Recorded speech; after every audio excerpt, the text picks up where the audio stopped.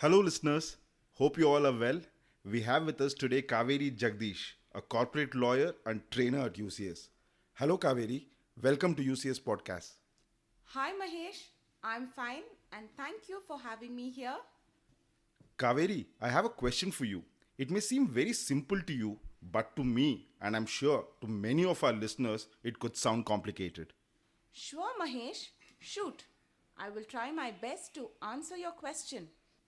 Organizations are opening up and calling their employees back to office, and everyone is now gearing up to get back to physical workplace.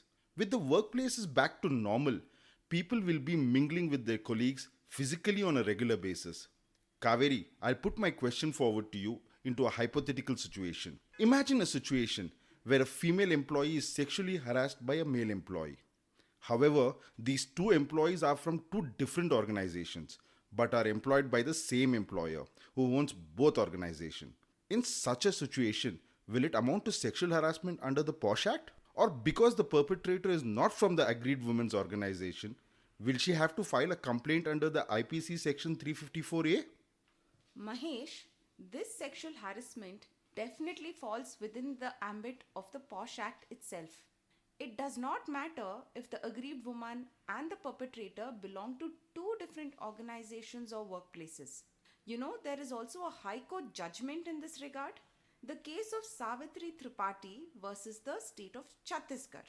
In this case, what happened was the petitioner, a senior professor of English who was posted at Government J.P. Verma PG Arts and Commerce College, Bilaspur, alleged that she was sexually harassed by the respondent who was an assistant professor in English and was posted at Government College, Akaltara.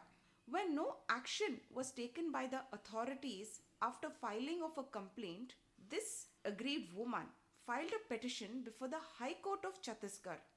And do you know what the High Court said? It observed that any victim of sexual harassment at workplace should not be made to run from pillar to post to get her redressal. The workplace has to be considered the place of working of the victim and not on the basis of offender. The court in this case held that the aggrieved woman was subjected to harassment at workplace. So accordingly, even if the perpetrator is from a different organization, the aggrieved woman can file a complaint against such a perpetrator through her IC. This is great news. So, even if the perpetrator is not from your organization, a complaint can be filed with the Internal Complaints Committee. Yes, Mahesh, that's absolutely correct.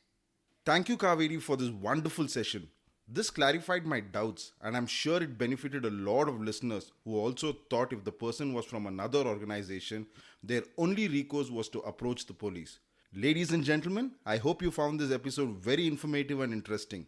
Do get in touch with us with your queries, suggestions, and feedback by emailing us at the rate of admin@upseedconsulting.com or writing to us on LinkedIn, Twitter, Instagram, or Facebook.